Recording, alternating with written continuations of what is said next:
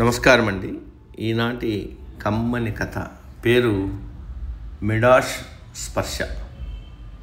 వినిపిస్తున్నది మీ విజయభాస్కర్. ప్రాచీన గీకు రాజు మిడాస్. ఆ రాజుకి బంగారం అంటే చాలా ఇష్టం. ఆ రాజుకి చాలా సంపద ఉంది. అతనికి ఒక చక్కని కూతురు కూడా ఉంది. ఒకరోజు ఆ రాజు బంగారు నాణ్యాలు లెక్కించుకుంటూ ఉండగా ఒక అదృష్ట దేవత ఎదురుగా కనపడింది. రాజు చాలా ఆదరించి గౌరవించాడు. అతని మర్యాదలకు సంతోషించి అదృష్ట దేవత ఏదైనా వరం కోరుకోమని చెప్పింది.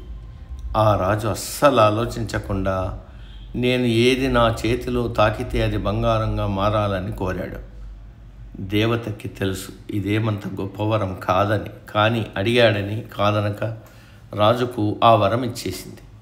రాజు మహాసంతోషంతో ఎదురుగా ఉన్న ఒక యాపిల్ పండుని ముట్టుకున్నాడు. అది వెంటనే మెరిసిపోతూ బంగారు పండుగ మారిపోయింది. ఇంకా వెర్రి ఆనందంగా రాజా భవనంలోని వస్తువుల్ని బంగారుమయం చేస్తుండగా అక్కడికి వాళ్ళ అమ్మాయి వచ్చింది.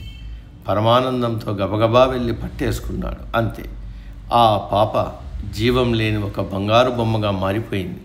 అది చూసి రాజు ఏడుస్తూ ఆ అదృష్ట దేవత కోసం ప్రార్థించాడు. నాకు ఈ శక్తి వద్దు, నా పిల్లకి మామూలు రూపంలో రావాలని ప్రార్థించండి. బంగారంగా మారినవన్నీ మళ్ళీ యథారూపం లేకొచ్చాయి. అమ్మాయిని చూసుకుని రాజు మురిసిపోయాడు.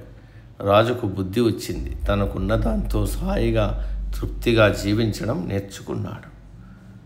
ఈ కథ యొక్క నీతి అత్యాశకు వెళ్ళరాదు. మనకున్న దాంట్లో సంతృప్తిగా ఉండడం మంచిది. సమం.